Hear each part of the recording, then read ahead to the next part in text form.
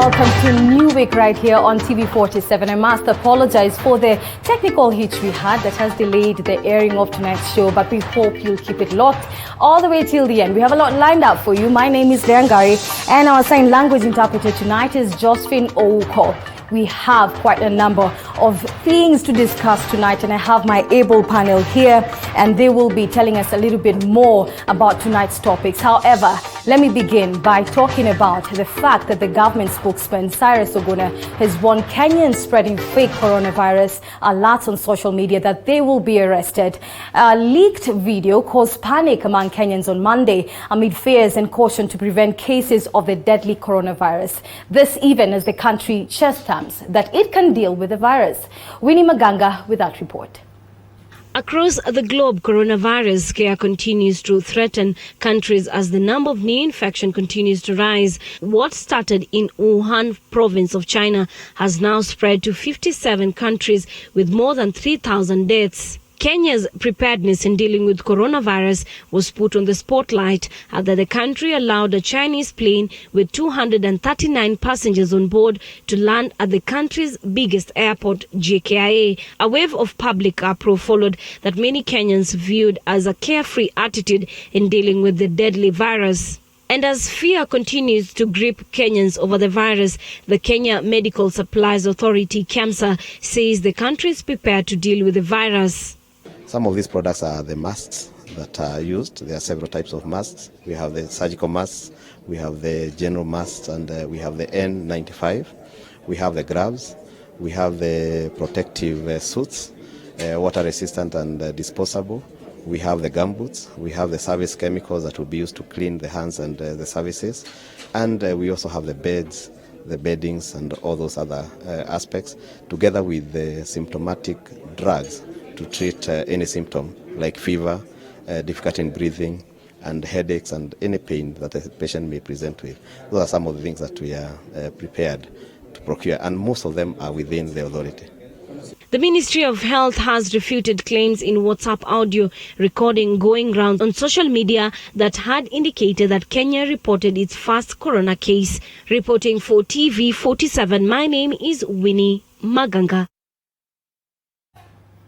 Well, ladies and gentlemen, we have an able panel tonight with me in studio of beautiful ladies and a gentleman who are here to make sure that we totally understand tonight's topics. And with me here, I have Agnes Sibara. Agnes, thank you so much for coming. Agnes is a governance consultant. And also we have Anita Kirote, who is a governance, who's actually a political analyst. That's the title she prefers. And we also have Gerald Bitok, who is a political analyst, I can call him, and he's here to definitely make sure that we understand tonight's topics. Ladies, gentlemen, you have listened to that report by our very own reporter Winnie Maganga there on the coronavirus. I just want to begin by talking about first something that many Kenyans and of course maybe Africans are also asking. There's concerns or rather curiosity that has been cited where people are asking, how come we've not heard of an African who has been affected by this coronavirus? I'll just begin with you, Gerald. What do you think this comment makes you feel as an African? I think first of all, Africans are curious by nature. But again, there's a lot of danger in curiosity, because if you want to test the strength of a disease by maybe using data in terms of those who have been affected and those who have died out of it, then you get it wrong. And I think as a country we're in a bad place in terms of handling this thing. And in fact, we should stay away from speculating from the first place about the power of the disease and all that, because they say that it affects a human being. And I think every human being, despite the colors and all that, we still have the same strains in terms of immunity and all those kind of things. So it's a human disease that affects a human being. So I think we are safer preventing than trying to create statistics out of it. All right, Nkirote, what do you think? It makes you think, as an African, you hear someone making such a comment. What does it tell you? Leah, I believe the speculation was by AFP, an international news agency, and it also stems from a background of we had SARS and we had also MERS. All these are respiratory infections that did not come to Africa. Some have also alluded to the humidity and the temperature of the African continent, and they're looking at it as if the coronavirus is more prone to colder areas, winter areas, but there are still speculation, and I believe the necessary precautions should still be followed to ensure that every African is safe. I think before Agnes answers this, the way it appears, I think for some they're asking, is this a racist headline, would you say? Agnes? Oh, it goes to me? Yes. Oh, sorry. Sorry. Leah, I think for me, I would start by actually looking at where we are with Corona right now, and I'd maybe throw into the light the statistics that we have right now. We have reported cases of infection at 80,000, and we just have confirmed deaths globally at 3,000. And it's good that we've started off with the media clip trying to maybe shed some light on the situation that we have. And I believe that this thing is being maybe blown out of proportion, and especially by the media. Because when you look at it, and when the specialists and the experts are talking about this virus, we realize that it is something that, yes, it is killing people, but the energy going to it should be trying to explain how to prevent it than throwing mass and throwing everyone into mass panic. But I have a question for you, Agnes. I mean, there's been reports of death. Yes. Right? Cases of death. And cases of people who are still, they're trying to recover from the virus. Yeah. So how can you actually say, perhaps, that the media is blowing it out of proportion when there are actual figures showing the impact of the coronavirus globally? Yes, just taking you back to the numbers, just 3,000 deaths globally, and we are up against 7 billion human beings on Earth. And why I'm saying this thing has been blown out of proportion, we realize that Africa only has 3 to 4 confirmed cases. So I think, as Nkrote has said, we are engaging this thing with a speculative nature rather than an informative angle. And speculating doesn't help. And I think what the government has done is uploadable. I'm not quick to agree with you about speculation, because I think there's actual statistics, actual figures that are actually in the public domain. So is there really speculation, or we're talking about facts? Speculation on how vast this thing has gone. And I think I'm talking as a Kenyan, and I would like to maybe just call and maybe just make a clarion call to the Kenyans and tell them that this thing is not with us already, like it's not here with us.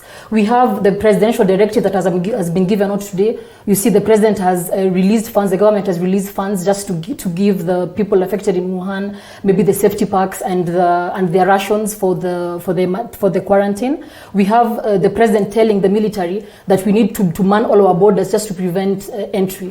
And it is not in our country yet. And what the government is doing, they prepared these are good steps to take, especially right now? Yes, we just need support. The government just needs support from the media, and so that we can contain the mass panic. Right now, what is happening, we are talking about something that is not in our borders already. But don't you think we should actually take action before it actually comes to us? And manning our borders is action, preparing all of the military facilities and all of the county, and having county centers that can maybe isolate patients that test positive to this disease. I think it's preparedness enough. Having money, allocating a kitty that can take care of the people that are already in quarantine in Wuhan is preparedness enough. And what the government has done is enough for a disease that is not already in our borders. Gerald, what do you have to say? I would like to disagree with my friend here. And I think the media has the responsibility. You cannot combine media and the government. These are two different estates. And I don't think the media owes the government anything. And in fact, if the media has not taken the step to be able to notify Kenyans about what is going on, we'll not be talking about the precautions that are being taken right now. If you see the steps that the president took in terms of even forming the committee, the disaster response committee, it came out of the outcry of the Wananchi. And the outcry came out of a video that was circulated online. So we cannot make a mistake of lumping up the media and the government and expecting the media to bow to sanitizing the steps of the government. And I think we are being ignorant in the sense that this is not an experimental thing. And we have to be very honest with each other. If you look at the tests that are being done at the airport, at JKI, they are below par. When you compare the tests that are done in Dubai, the tests that are done in China, outwards coming to Kenya, it's a joke, literally. So you think we're not well prepared? For me, I think the media has the responsibility. And I think the media should continue doing what they are doing. In the sense that we are better off handling propaganda than handling a disease. It's easier to live with propaganda. I have a question for you, Nkirote. There's also this feeling of mistrust between, perhaps the Kenyans and how the government is handling this situation in terms of we are also expecting, and we hope that actually the coronavirus doesn't come to the country. Yeah. But why do you think there's some sort of mistrust from Kenyans towards the government, if there is? Yeah, I think there's a general mistrust and lack of confidence in handling the coronavirus, but mainly it stems being that it's an international affair. And all countries, if you look at the Center for Fighting Diseases in Africa, there's panic CDC. among, CDC, thank you, Botswana, Nigeria, there's panic all over. Rwanda fired its health minister. Kenya, we saw the recent reshuffle, and now we have Kagwe Mutai. There's a general shakiness in the African continent. So for me, it's expected. Is the government prepared? I believe in the beginning, we were not prepared. We did not even have the diagnostic tools. Remember, we used to take tests to South Africa. Then we got the diagnostic tools. So the government is actually doing what it can. The question is it enough?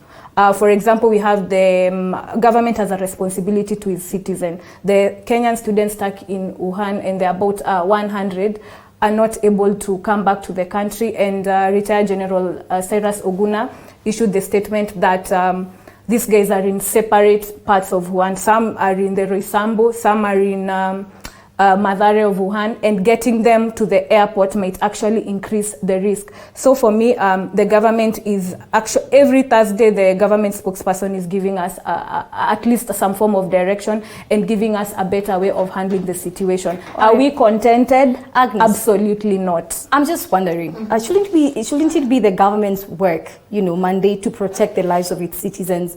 Because her concern is perhaps the government has not done enough to bring back the Kenyans who are in China. But what are your thoughts about this? Should they stay in China, perhaps also to protect, the citizens who are already here? I'd like to say something. I think this, what you're calling mistrust, I think is something that Kenyans have built over time. There's been this public discourse of the Chinese with neo-colonialism bringing all the money and their bad debts, and us being strained as citizens, and a mass dialogue of how the Chinese are what can I say, they are pulling their financial power on us to their benefit and maybe taking advantage of us as a country. And I think maybe Kenyans are attaching those two issues. And I'd like to say that maybe it's time we separate the Chinese loans where Kenyans are angry about, the Chinese loans that the Kenyans are angry about, and the disease. And I don't think it's right to castigate all Chinese people as infected, bad lot. And I think that's some of the things that the country, the world tries to cure, xenophobia and racism. Do and all of those things. you think the government is doing much to protect the Kenyans who are in China currently? What I think about the issue, when you look at global public safety protocols and policies, quarantine is one of the things that is formally accepted. And the thing, it works like this layer. A breakout or a pandemic or a disease breaks out in, let's say, this locality, then quarantine, putting people in quarantine, makes sure that they do not spread the disease, or they also don't get the disease. And the conversations about pulling people from Wuhan, the 100, to Kenya, needs to be viewed from different angles. First of all, we need to first think that what if these people are not sick, and then we remove them from their houses and they get sick? You see, first of all, we need to let this situation play out in itself. Let them follow the safety protocol, be in quarantine, and also look at it in a financial aspect. Do we have what it takes as a country? Sending in an empty plane full of medics, and maybe we might not rule out the fact that these people have families, they have little children. Then we'll have to spend maybe specialists in these planes. And you see, like what Nkirote said, they are all scattered everywhere. So just imagine the logistical nightmare that would cost to locate all of the 100 Kenyans sprawn all over Wuhan and get them in a plane that has gone empty, and maybe make sure that also you get them from Wuhan, put them in a centralized place. You see, that is risking even more lives. And I think they're safer there than them trying to get out. Gerald, how come that other countries are actually evacuating their people? and we are not doing that. I think, Leah, I would like to speak from a point of information, and I've spent enough time in China to be able to understand how their systems work. If you saw the way the plan came in with the percentage, 239, Kenyan authorities released these people and told them, now, my friends, go and quarantine yourself. In China, it's a different story. And in China, actually, they're able to track an individual, including the interactions they've had in a day, because of their cameras, which works with AI systems, artificial intelligence systems. And so they're able to know the interactions of the video. And if they want to recall you today, they not go asking, looking for your chief. If they want to look for those Chinese, they have to go to the river to look for the police in Mlolongo and look for the chiefs to locate these guys. In China, it's just about a click of a button, and they're able to know how many interactions you've had. And when we talk about the people in China, Chinese government knows exactly where the 100 Kenyans are in one province. Yeah. And if it was about relocating these people, the government would have had the easiest way to do it. And I think if you look at a country like Tanzania, they've put a step to ensure that they recall their citizens back to their country, Tanzania. And I think we have a big problem when it comes to responding to issues until there's a pressure, some sort of a pressure in terms of public pressure. And the government, as much as we'll agree and say that it's not necessary to withdraw these people. But again, look at the conditions they're living in. There's a lockdown, a literal lockdown in one city. But then why do you think perhaps the government seemed so silent about this issue? The government is not only silent on the issue of recalling its own citizens, it's even reluctant in imposing rules on the Chinese. Get it? Because reverse the roles, assuming it was Africa or it was Kenya that had an outbreak of coronavirus, we would be having a lockdown in Africa in terms of going to other countries. So when you look at it, I think we lack in responsibility. And if you look at the steps that the Chinese government have taken, they have taken elaborate steps that you've not seen here. We've seen the KEMSA and the health minister today parading masks and saying we are ready. Mask is not a medical equipment. Mask is not drugs. You get it? You cannot tell people we are ready with masks. When coronavirus comes, we're going to give you a mask. So when you look at it, it's all joke in terms of how the government has handled this thing. And they are only waiting for the time we'll have even a bigger problem. And Agnes doesn't seem to agree with you. Agnes. I'm waiting for Bitok to finish because I don't think we should allow him to mislead the public. The question of whether the plane from that landed with the 239 passengers, whether or not it needed to land, maybe that is debatable. There was no emergency, there was no need for them to land as he's put it.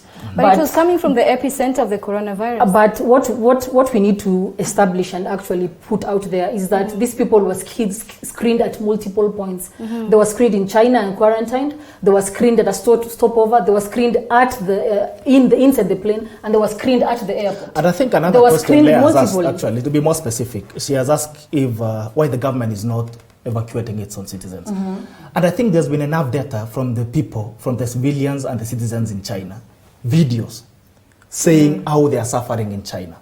You know, you are not only safe when you're locked in a house. You need food, you need facilities, you need this and the that. government has released and the government money talked about 1 million. I give you money today. I'll give you money today. There's a lockdown. Do you understand what the lockdown is? Yes, there's a lockdown. I do. It means the systems are not operating in China as such. Yes. If I give you even $1 million shillings today to sit with it in the house, will you it not? You'll not. You get it? So we need to look at it beyond the narratives that the government is giving and saying we have given you money. We need to look at the welfare, the overall welfare, because you cannot lock people in a room and say you're going to be okay because we've given you money. We need an elaborate, and I saw an interview yesterday on a local TV station. Children there who are studying in school are contacting their parents and they are saying we are suffering. And the government is sitting, and I saw when Monica, I think Monica Juma, who was in defense, when she was being, that's the ambassador. Who was being interviewed. Just make your point a little bit quick, the because point we need is, to take a short when break. she was being interviewed, she said, she was asked why Sarah Serem is not taking a national terror. And she said, I understand Sarah Serem loves children. That's not an explanation from government. Give us the elaborate steps to taken to protect your citizens. All right, I want us to take a short break, and when we return, perhaps I'll give you some time if my director allows. Yes. But I want us to take a short break. When we return, we discuss a little bit more about this topic, hopefully, and of course, other topics. But right now, I want us to take a short break. Quite an interesting discussion here and very insightful. So don't go too far. New Week will be back shortly after this short break.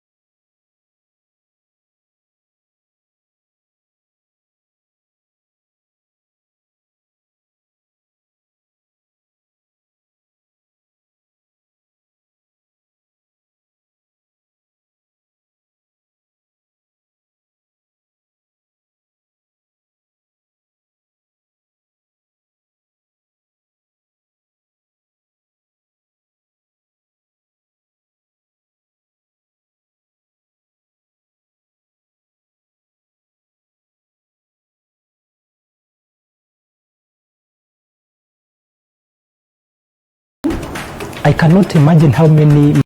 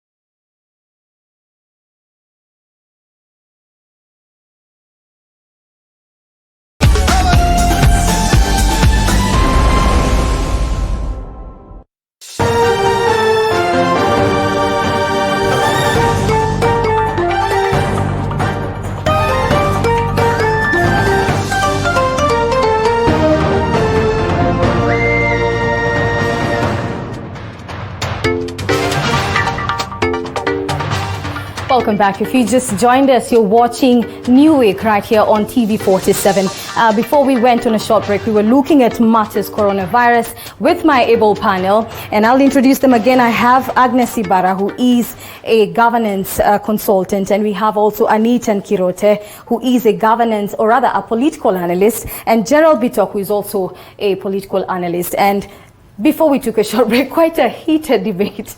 And I just want us to move on to something else here. Another story where Kenya has rejected claims that it is interfering with Somalia's internal affairs and dismissed them as fabricated for political expediency. The Ministry of Foreign Affairs has to this effect written a protest note to Mogadishu in response to a statement issued on Friday by Somali ambassador to the UN, Abukar Osman, who said Nairobi was destabilizing his country. This even as Somalia National Army and Jubilant troops clashed at the Kenya-Somali border town of Bulawayo. Aaron Kipkoech now reports. Monday morning, along the Kenya-Somalia border town of Bulawayo, a heavy gunfire exchange between Somalia National Army and Jubilant forces rends the air. The once vibrant town is brought to a standstill. It was a brewing tiff between Somalia and Jubilant, whose genesis lies in the presence of fugitive Jubilant Security Minister Abdirashid Janan that led to the scuffle. Received a total of 10 casualties from the battlefield. 6 of them are civilians, 4 are men in uniform, we don't know their identities. Any houses that are destroyed, the government of Kenya must take responsibility, because we said it and we will say it, and we cannot, we cannot accept it anymore. That we have more problems than other people's problem. We cannot. The government of Kenya cannot allow other people to solve other people's problem while we have our own problem. We don't have teachers. We don't have. Al-Shabaab is now becoming a menace in the whole of the country, and now the Kenya government, through Kenya Defence Forces, is supporting fugitives. Kenya's Interior Ministry, through a letter to newsrooms, distanced itself from fueling the tension and negated claims that the two forces were fighting in Kenya. This attack comes just a day after 11 members of parliament from northeastern region were arrested after a trip to Mogadishu to meet Somalia's president, Mohamed Farmajo. Kenya now says its borders are secured. Aaron Kipkoech, TV47. Well, let's make sense of this particular story that has just aired. And I'll begin by asking this question. Is there a diplomatic row between Nairobi and Mogadishu? I'll start with you, Gerald. I think, first of all, for you to understand the situation in Somalia, or to explain what is happening, you'll have to understand the dynamics in Somalia. And you need to break it down. Because when you say there's a diplomatic row between Mogadishu and Nairobi, it will be a bit misinformed. Because why is there a diplomatic problem? When you look at Somalia, there are 3 people, or there are 3 groups which are warring.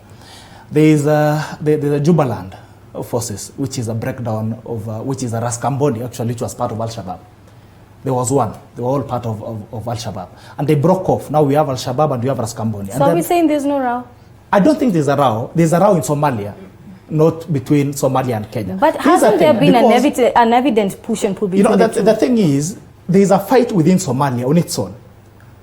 Jubaland, Al-Shabaab, and the Somalian central government are in loggerheads. This is why. Jubaland wants to secede from Somalia. You get it? Jubaland is being led by Sheikh. It's led by Sheikh Mohammed Mobadi. And the president, and then there is Al-Shabaab. And then there is the central government of Somalia. I know Agnes is not agreeing with you, but I have a question before we go too far. There's an actual case by Somalia at the ICC against Kenya. So how do you say that there's no row? Now, this is what as we speak right now. I think we need to define Somalia, diplomatic row. You know, when you look because at this, you're giving us about internal issues in Somalia. What I'm giving you is, which is okay, but what is the definition of diplomatic row? I think what has just been aired right now is a fight on the Kenyan border within Jubaland. And when you look at Jubaland, Jubaland is aligned within the Kenyan border. You get it? And the fight has been within the border. And the argument is, but the fight is at Mogadishu is claiming that Kenya is hiding the head of Jubaland in the country. You get it? And the reason why they are fighting Kenya is because they believe that they want to support Jubaland. You know, Jubaland has been very instrumental in the war against Al-Shabaab. Jubaland and KDF have almost been working in the same way to fight Al-Shabaab. And you need to realize that Al-Shabaab and the central government of Somalia, their clan is in politics in Somalia. There is the Maharen and there is the Ogaden. Allow me to just bring in Kirotin. Yes, Kirotin, thank you. I agree with everything he's saying. However, it does not answer the question on the definition of diplomatic row. Diplomatic row will cover affairs between two countries, and in this case, Kenya and Somali, and now you can add in the UN, you can add in the AU. One, is there a diplomatic role in Kenya versus Somali? I'd say yes. We have the maritime dispute issue. We have the issue of the UN ambassador from Somali taking Kenya to court over this. We have the 11 members of parliament from Wajir and Garissa going to meet President Farmajo without clearance from the speaker, and are ordered to 60, where a member of parliament traveling out of the country must write to the speaker and give the specific dates. Do you think there was a problem for the 11 MPs to go yes, meet the Somali president? A big. Why do you say so? Wait. I'm still not done. Before we get down to that, is there attempts of, you might say, espionage, which means we don't know what secrets that the members of parliament went to give Mogadishu without clearance, remember, from the government. The Ministry of Foreign Affairs seems to be unaware. There are also reports that they met with the National Security Agency of Somali, and under whose instructions were they operating, even meeting the president. And they brought certain issues. They are talking about they want to solve security matters in the northeastern border.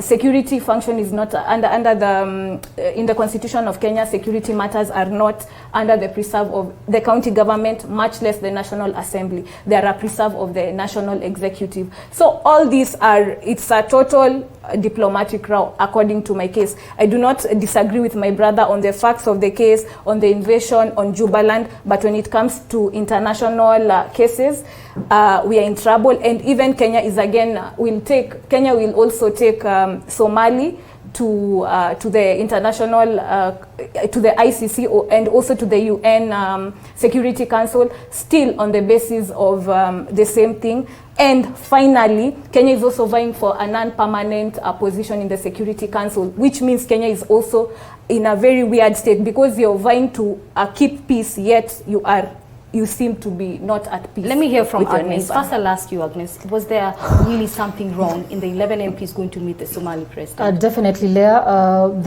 There are clear laws that dictate any kind of relationship that any Kenyan citizen should have with any external country, and more so with the MPs. You need clearance, and it's dictated by law. You need clearance from the Speaker of the National Assembly and also the Ministry of Foreign Affairs. I have a question. I mean, for someone who's listening to us right now, yes, of course there would be that question from a common Kenyan. out there who's asking, you want to tell me the Kenyan government did not know anything about the movement of the 11 MPs into Somalia? What has been reported is that they snuck out of the country, and so far we don't know what they talked about, what they went to do, and that is a security concern. So yes, I think they should be summoned by the Committee of Defense and Foreign Affairs that is in Parliament, and they should answer these questions. And I think even there, the authorities should also act very fast to find out what is happening. But also we can't rule out the fact that when you look at the MPs that serve in that part of the Kenyan country, they come from the same clan as the Somali president Farmajo, and you see right now what is happening to the diplomatic relationships we have right now is that there is a power shift. Kenya has been in this space, and it has been seen as the horn of stability. It has been seen as the peacemaker. It has given this region stability, and it has been an authority. But now we are seeing that this power is shifting when we see countries like Eritrea, Ethiopia, and Juba coming together and to form a bloc, and it's like they're in agreement, and they are doing this as a Cushitic tribe, and they're unifying, and so this is slowly reducing the powers that Kenya has, and this is what I think is fueling this row that we have, that plus the ICJ issue. Gerald, the picture we have now is that no one actually knew that the 11 MPs were going to Somalia. But is that really the case? In you analyzing the whole situation, would you say that is the case? I think the function of analysis, first of all, is to look deeper than what you're being shown, and that is where I think I disagree with my sisters, because there's a difference between seeing and analyzing. And the report that was given yesterday was that they have been following them since Saturday morning. Why they would follow them since Saturday morning until they get to the airport, and then they follow them in Mogadishu when they are being chauffeured into the president's villa, is a question for another day. It means that, again, our security systems are very porous. And you need to look at it this way. It's not the responsibility of Parliament to engage governments on terms of diplomatic issues. So it was wrong, first of all, to even allow that to happen. They should have intercepted it. And again, it comes down to how responsive we are as a country. Because right now we are talking about a problem that have already happened. These guys came yesterday and they said we are only talking about the security of Northeastern. You get it? And they don't have the responsibility to discuss the security of Northeastern. She said they come from the same tribe. All the MPs, all eight MPs, come from the same clan, the Maharems. And so you look at it in a way that it's also endangering the sovereignty of this country. After that meeting yesterday, there's a fight in Northeastern, in Jubaland. So I think if the government claims that they were trailing these guys since Saturday morning, then they should have made the necessary steps to stop these guys. And if they did not stop these guys, they should tell us what discussions went there. Because the function of intelligence systems is to be able to tap information. Yeah. So I think the government failed us, the security systems failed us. And if it's true that they were trailing these guys, they should have stopped them at the airport. Not stop them when they are coming back. It means they were not aware. Mm-hmm. That is why they did not stop them when they were leaving. They stopped them when they were coming back. So there's a lot of negligence, and I think that's the reason why we only even respond to terrorism. Right now, everyone is okay. The security systems are very lapsed until there's an attack. Yeah. And I'm just wondering, I mean, with what you're saying, Gerald, the fact that they are said to have met the president, and then again there's that whole issue between Somalia and Kenya. What exactly is happening? And Kiroti, what are your thoughts? My thoughts is the issue is also bigger than it looks because the case against Kenya and Somali, if you remember the ICC trial, it was postponed from September 2019 to June 2020, and we are currently in, let me say, March since February. So that's about 4 months, and we have basically a direction on the maritime dispute border.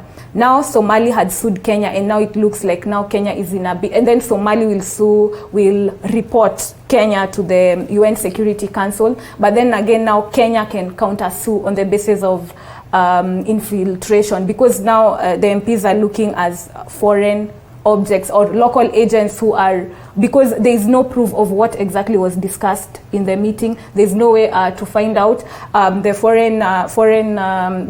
the ambassador to Kenya to Somali was not aware. So I think there's a lot that meets the eyes, and we will soon see between now and June 2020. Your comment, Agnes? Of course, it's a big issue.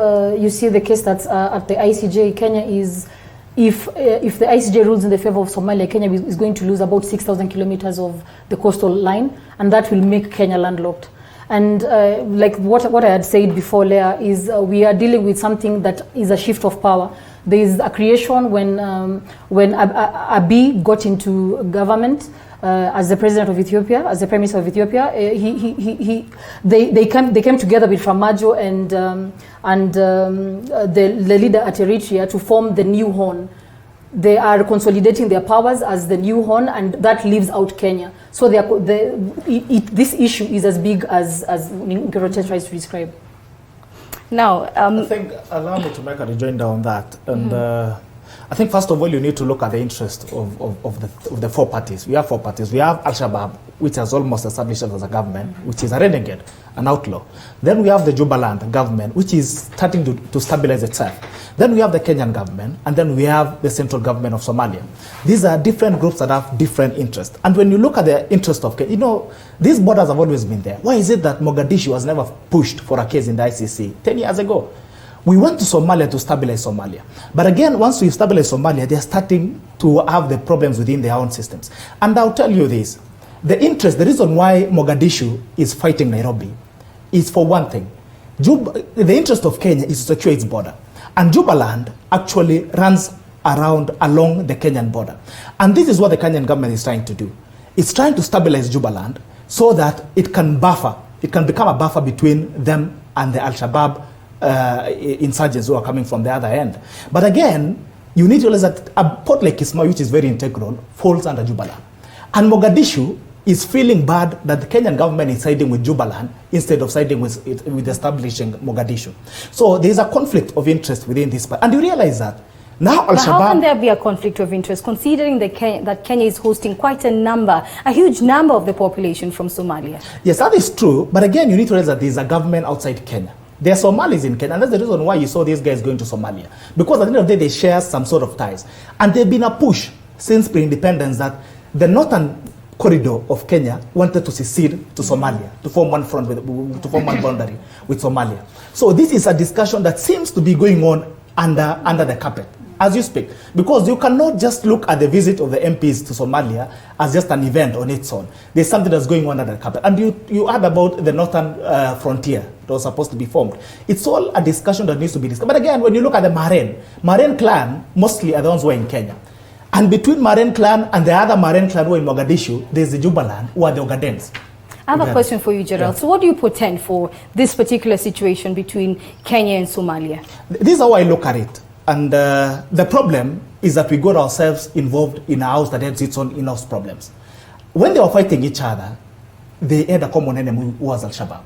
Remember, Jubaland and Mogadishu central government were fighting Al-Shabaab together.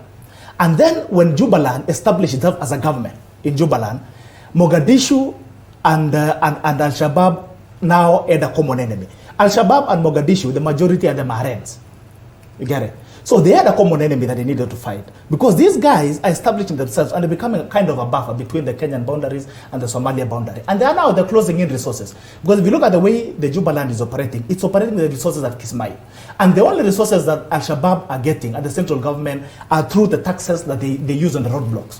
Al-Shabaab has set roadblocks on the road that they take tolls of charcoal that is being transferred in between. When you look at the armies that belong to the central government of Somalia, there is no structure in terms of how they are enumerated. So the question is, what do we portend for this particular? So this is how I look at it, because we cannot also forfeit our interest as a country. We must protect our borders. We have the sovereignty. And for us to protect our borders, we must ensure that our neighbor, which is Jubaland, our immediate neighbor is Jubaland, we must ensure that it's stable. You get it? Once we ensure that it's stable, it means we have a buffer between us and the insurgents who are in Somalia, Al-Shabaab. So I think Kenya cannot back off on its own interest. And if you see, the whole thing about even the border at the coast is drama that's being created by Mogadishu to be able to put Kenya on a bad light. And when you talk about Kenya not being, Kiroda say that Kenya has been seen all along as a country that has pushed for peace. Yes, it's pushing for peace, but we cannot sacrifice our own sovereignty at the altar of fixing your own problems. Thank you for those comments. I want us to move to the next story here, where the Employment and Labour Relations Court has halted Nairobi Governor Mike Sonko's impeachment motion until due process is followed. The decision by Justice Piram Ongaya on Monday comes after Sonko filed an application seeking to stop the county assembly from debating tomorrow's impeachment motion against him on grounds that the process is a sham. In notice paper 1 on tentative business of the third respondent on Tuesday, 3rd March 2020, or as may be adjourned to another date and time, shall not proceed except in strict compliance with the provisions of Standing Order number 67. Well, it appears that Sonko has self-relief, finally. We'll begin with you, Agnes. Quite the one interested in matters politics. Yeah. I want to hear from you. What do you think about today's court proceeding? Procedurally, it was ruled according to law, but we can't also look at it in isolation. I think for you to critically look at the issue, we have to ask ourselves a couple of questions. Why do we need there not to be an impeachment motion against the governor? And maybe the motivation here would be that Kenya is not ready for another election, leave alone anything that would economically strain the public coffers. And maybe the second question would be, if you are really pushing for the impeachment of Governor Sonko, what does the rule of law state? There is the presumption of innocence, and we have to really leave it to the hands of the law and the justice system to dictate how this process flows. So we can't look at that ruling in isolation before understanding all the dynamics around it. All right. Yeah. Kirote. For me, I believe in looking at former presidents and how other impeachment motions have gone, especially the procedure. If you remember the likes of Embu Governor Wambora, the guy with 9 lives, the MCAs had been pushing for quite some time. Then last year we had Granton Samboja, also the case, the MCAs tried to impeach him 3 times, and all of this fell short on the procedure. And for this case specific for Governor Mike Sonko, it fell on the basis of he had not been summoned before.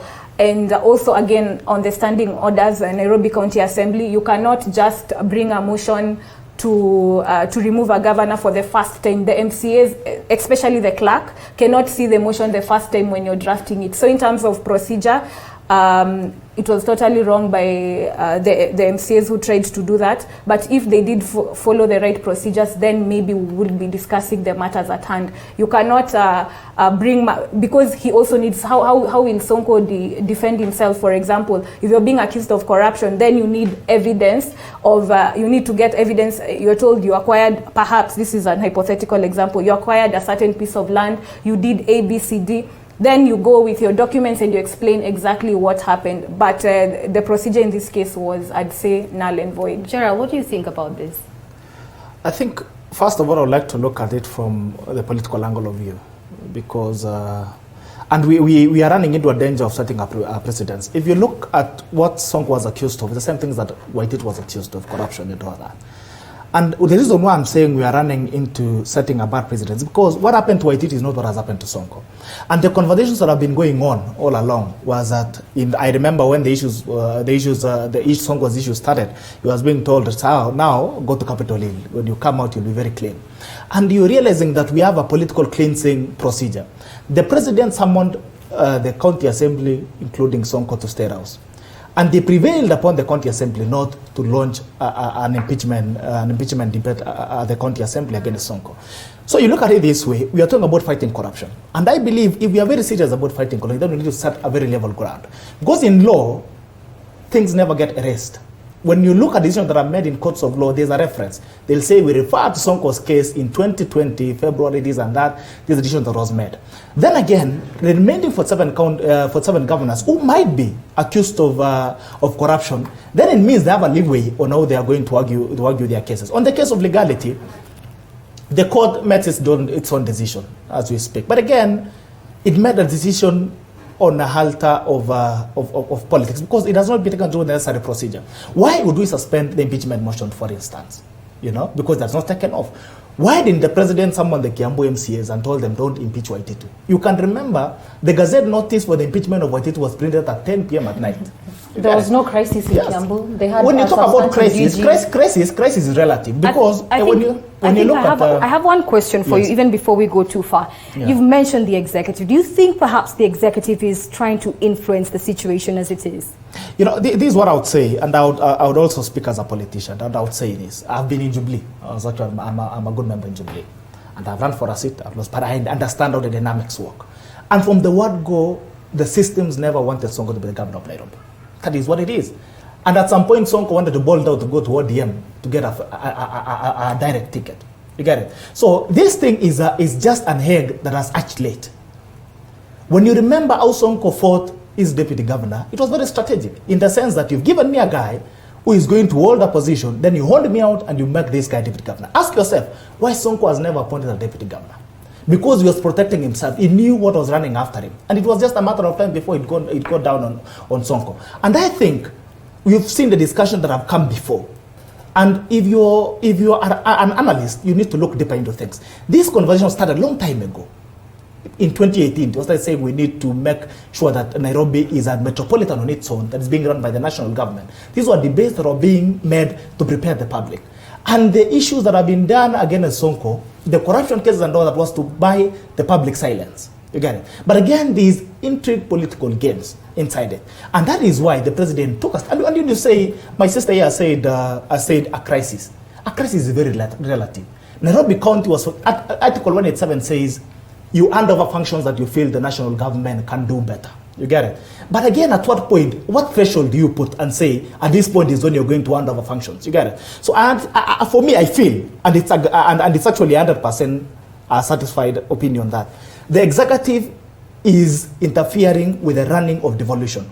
And I have a question, point, even as we continue, for you, Nkirote, do you think there are genuine grounds towards impeaching a governor, following what we have actually seen happening to Governor Sonko? Yes, I actually believe there are genuine grounds to impeach Governor Sonko, especially if you look at, again, comparing it with Kiambu County. It's still the same thing, abuse of office, corruption. If you look at the Auditor General report, I know all counties have fluctuated once in a while, the Public Finance Management Act, but Nairobi is completely falling short.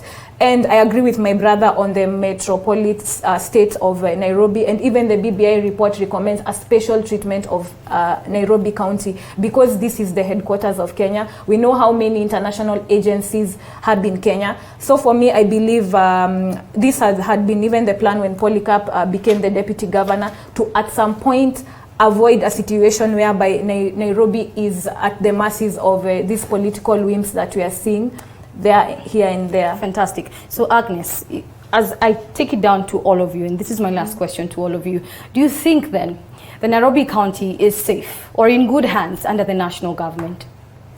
I would say yes, and we are about to see maybe more efficiency in the execution of functions. And you realize that the president invoked Article 187 of the Constitution, although very many people wanted him to invoke 192. And I think it was a wise decision for him to go with 187 to have Governor Sonko transfer some of the critical functions from the county government to the national government so that we can have an uninterrupted flow of services and the citizens of Kenya, of Nairobi, can be served. You realize that right now, Leah, there is a huge crisis. People have not been paid. There are no supplies in the hospitals. There are no supplies in our schools. The county staff is disgruntled. So we don't have a deputy governor. We don't have a substantive county secretary. There is no CEC that is on full-time basis. And so, yes, that is the crisis that I was talking about. Let me hear from you, Gerald. Briefly. I think, first of all, the crisis is man-made to begin with. It's man-made. It's very artificial in the sense that the things that Sonko is being accused of is happening all over the country in terms of counties. We have corruption cases and all that. With that said, again, I think the move by the national government to take over the functions of Nairobi County in those integral parts is kind of good because now we are having a government that is fighting the executive and the county assemblies and all that. So I think we are safer in the hands of the national government at this point. But again, we must ask very difficult questions. How did we get here is the question. Because when you talk about corruption cases, it's happening all over the country, in all the counties. So do we dissolve all the counties and have them being run by the government? And when we talk about the gains of devolution, this is a point when we should be empowering devolution. Whichever the case, there are challenges. Even the national government with this Big Four agenda is dead. Dead and buried. We have the Big Four agendas. We talk about BBI. So the national government cannot claim to be able to implement devolution better. All right, thank you so much, Gerald. We'll just close with Gerald tonight. I'm so sorry, Kiros, we're running out of time, but I'll be sure. I'll be sure to call you back again. You guys are just an amazing panel. Thank you so much for making time, my able panelists. Here we have Agnes. Agnes, you have been amazing. We have also Kiroti and Gerald here who have been talking to us about different issues that we have highlighted today. Remember, the discussion does not end here. You can continue writing to us through our social media platforms. That is TV47KE across all social media platforms. That is Instagram, Facebook, and Twitter.